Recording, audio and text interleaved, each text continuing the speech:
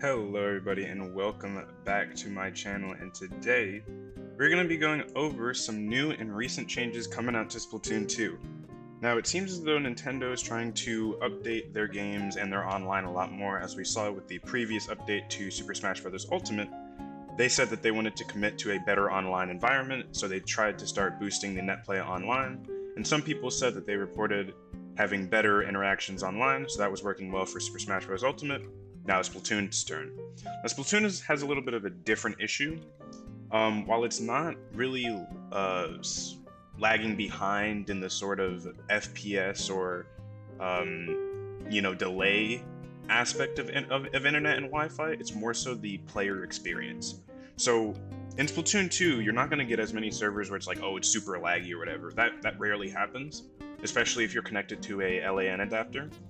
But the more of the issue is matchmaking, matching people with equal skill, and all those things. So today we're going to go over that. I plan on doing a different video where I go over, in my opinion, like some of the issues with ranked and more the broader side of it rather than the small part. But for now, we'll just go over the patch notes.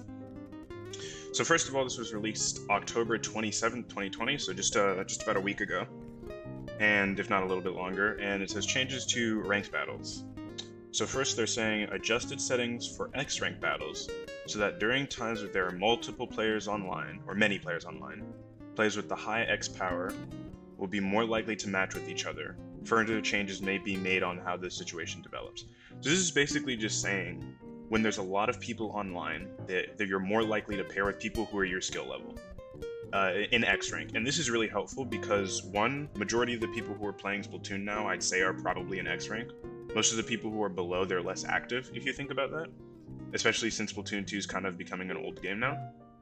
And so this is going to help a lot. Obviously, they're not going to always get perfect matchmaking when there's not a lot of people online. But this is going to boost it when, a lot of people are on. So for those high contested hours, you're going to get much better matchmaking. Made it so that for X-Rank players, other players' names are not displayed on the screen while waiting for players to join. This was an interesting change, and I was actually really excited about this. I have gone on ranks before, I have tried it out, and I did see it. And basically what happens is that when you go online on Splatoon 2, your name, if you're an X-Rank, you will see your name, just a bunch of question marks, and a bunch of other people with their names as a bunch of question marks while you're in the lobby. At first I didn't get the point to this change much, because I'm like, while you're locked into the game, even if you saw people, like, it's not going to change it. And then once you get into the game, you can see everyone's username, so it still wouldn't stop people from leaving. What I thought about is this is going to help you with your queue times, and let me explain why. Let's say, for example, that you're in a lobby and you're waiting for people to join, especially at a high level, or X-Rank, which is what we're talking about and which is what they're fixing. At X-Rank and high power is probably like 2,800 plus. You might get much longer wait times because it's trying to pair you with someone who's your skill level, but there's way less people at that level. So you might get into a game with someone who's, 2,900 or 2,700, right? If you're around 2,800, but you might not like playing with them, or you might think they're not good or something like that. So when you see their name in the lobby, you might leave before the game starts, or someone might leave your game before the game starts, therefore making it much longer for you to have to wait to get a game going. But if you can't see who you're playing against until you get in the game, then you're forced to stay in the lobby because you won't be able to leave the lobby before you get in, making everyone in that lobby have to wait even longer.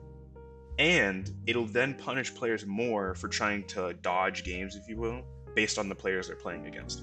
Because by the time you see the name of the player you're playing against, you'll already be in game, and if you leave the game, you lose a lot of X-Rank, or X-Rank power, XP, especially at higher levels. So this is going to really help with that aspect of matchmaking. I'm not so sure that was as much of a problem for lower points of X-Rank, but I definitely know it's one for higher points of X-Rank. So this should help high elo players a lot more.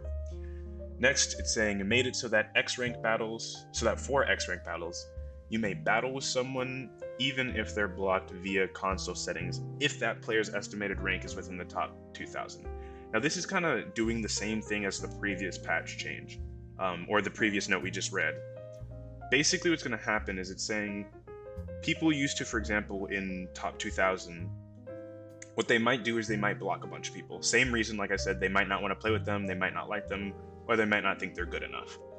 And they block them. And if you block enough people, then essentially what you could do is just prevent the system from matchmaking with people that you don't want.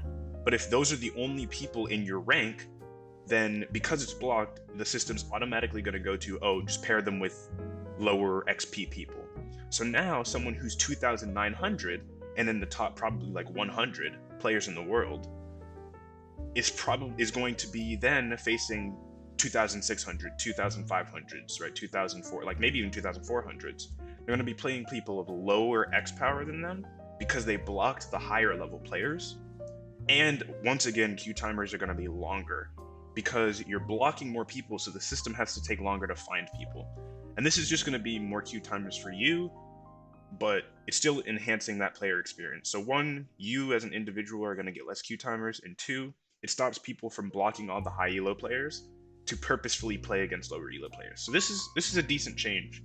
This is really helping the player experience. So good on Nintendo for doing that. The rest of this is just changes to Splatfest, I think. Yeah, so we can read these. It's less important, but we'll still read it just to see what's going on. Made it so that in pro mode, Splatfest battles, other players' names. Made it so that in pro mode, Splatfest battles, other players' names are not displayed on the screen while watching for players to join, and Splatfest power is considered high. Or is considerably high. I see. So what they're saying here is that in pro mode Splatfest battles, they're going to do the exact same thing. So that question mark thing, like they did in X rank. So basically they're saying for Splatfest power, because there is no technical X rank in Splatfest power, it's just your power, just the points, which everyone gets. They're saying at high elo plays of Splatfest, if you can even say that because it's turf war, but high elo, games of Splatfest, you're going to have that question mark. That way, same reason, people can't leave for no reason just because they saw someone that they don't want to play with. And made it so that in pro mode Splatfest battles, you may battle someone even if they're blocked. So it's the exact same thing as we just saw, the top 2,000 thing. So this change right here, this one is the exact same as it. It's just not saying top 2,000, but it's basically high elo all the same. And once again, this is the exact same reason. It's going to prevent people from trying to block all these high elo players just to play lower players. And you might ask the question, okay, well, why does power even matter in Splatfest? Well, some people like to go for top 500, which if you get top 500, Nintendo displays your name on the leaderboard on their app, Nintendo Online. So some people really want to go for that, and they might do any sort of tactics to get it, such as blocking high level players or trying to leave when they see people they don't like or don't want to play with. So these two changes are really good for that. These two right here. Then it says, in X rank battles and pro mode Splatfest X battles, X power and Splatfest power serve an important role in determining who you match with and your order in the ranking. Fair enough. To calculate those values correctly, it's important that opponents are chosen without any deviation, and therefore we utilize a system that detects improper power manipulation based on match data. So it sounds like what they're talking about here is they're saying like they have a system or are creating a system where it's able to detect, for example, if someone is in your game but is purposefully griefing. So either going into the enemy team and just getting killed, or jumping off the map all the time, or not getting kills at all, just standing there. This is going to help. I think that's what they're saying anyway, is that it says improper power manipulation. I'm assuming that's what they mean, is like people griefing games. Suspect data is manually scrutinized, and if it is determined that improper behavior is conclusively evident, that month's records will be invalidated, and a penalty will be applied in accordance with the Nintendo account user agreement. Additionally, these systems are updated daily. So it seems like what they're saying is basically if you go into a game and you grief, they'll be able to manually, scrutinize or manually analyze the game and the stats of that player and see what's going on. And then if they find that you are guilty of griefing games, then they'll basically get rid of your gains for that month and dish out maybe some other. It seems like they're saying they'll dish out some other consequences. So maybe like a ban or a suspension. This is really good because I'm not. That wasn't as much of a problem for me personally, but I know for many people, and I have seen it in some of my games.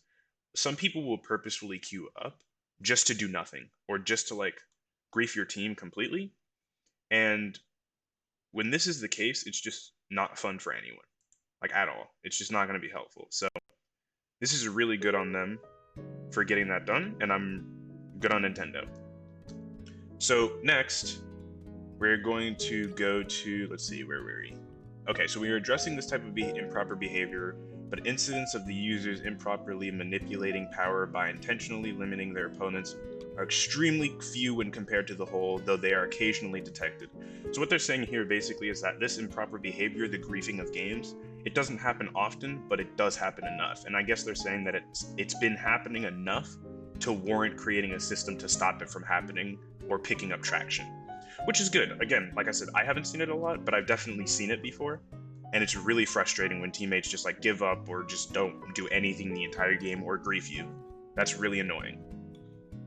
Therefore, in order to allow users to play ranked battles and pro mode Splatfest without worrying about this behavior, we believe it's important to not only refine the systems to detect improper behavior, but also make it difficult to carry out this kind of behavior, and so we have prepared this update. Please note that we will continue to make adjustments to things such as weapons after a long-term analysis of the data. So we're going up to here, these changes. These are previous ones, which I already went over, and I can put the link to that video in the description down below. I already went over, or already did a video going over this update, so yeah. But we'll go over these right now. So they are saying, 1. When you download the latest update data, you will no longer be able to communicate in the shoal with players using older update data. Okay, fair enough. This update also includes changes not listed here, such as improvements to the gameplay experience. So they're doing some changes that we're not going to always know about, but just small changes to improve gamer experience.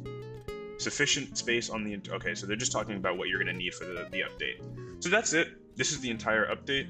Basically, this is just Nintendo trying to go over and say that...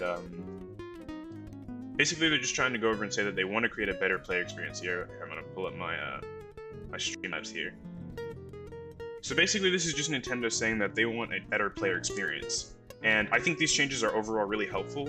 Personally, and again, I'll go into the detail for this for a later video, but personally, I feel like there needs to be changes to the point system, because there have been times where, and I know for other people, it happens all the time, where like I'll be in XP 1900, for example, and I'll be playing like people who are in top 500. And I'm like, how is that even possible? Like, I'm nearly being kicked out of X rank, and I'm playing top 500 players. Sometimes I'll be in that level of, again, nearly being, kicked out of X rank, and I'm losing 50 points. So I feel like there should be some changes to the point system. I feel like people would want that more than like anti-griefing changes. But this is definitely helpful still, and I think people are still going to respect it. So good on Nintendo for doing this. It's definitely a step in the right direction. And I feel like a lot of people, especially me, but a lot of people in the Splatoon 2 community are going to very much appreciate these kinds of changes, and it shows that Nintendo wants to start improving the online system of Splatoon 2. So hopefully they continue. I would really like to see some point changes, some point system changes. That would be great as well, but all of these are going to make your matchmaking ideally much faster. Overall, it's going to make your matchmaking much faster, and it's going to make it so that you find less griefers in your game, which is really helpful. And it is a problem, albeit not the main one in my opinion for ranked. So really good on Nintendo once again. That's going to be it for today, guys. That's my video. I hope you enjoyed it. A lot of you seem to really, really, really like my 5.3.0 video. It's gotten the most views out of any video on my channel. So I really appreciate you guys throwing the love and support on that channel, or on my channel, but also on that video. I think it's nearly on 100 videos now, 100 views. So that's great. I'm really happy about that. So if you guys could show this one the same amount of love, it seems like you guys like my Splatoon 2 content. That was the first video. This is the second. And if Nintendo ever releases any more updates or anything like that, I will be sure to cover it and get a video out to you guys as soon as possible. But I just wanted to get this one out so you guys could kind of have a comprehensive idea of what this update is going to do for the future of Splatoon 2 Ranked. So without further ado, guys, I'm going to head out, but I hope you guys are staying safe and healthy wherever you are in the world, and I will talk to you guys in the next video. Bye-bye.